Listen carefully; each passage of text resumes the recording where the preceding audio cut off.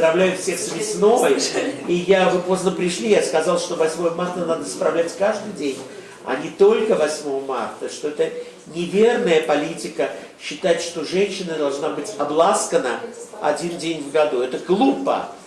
Она должна всегда получать цветы, всегда подарки, всегда быть любимой, всегда слушать комплименты, а не только один день в году, потом опять ждать, когда придет 8 марта. Это неправильно. Я вообще не очень хорошо отношусь к Розе Люксембург и Кларе Цеткин. Знаете почему? Вы посмотрите на их фотографии.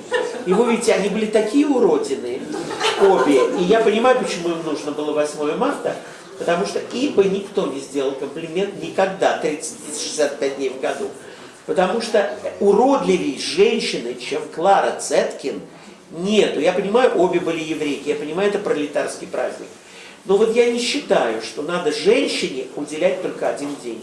Я считаю, что каждый день должен быть праздником для женщин.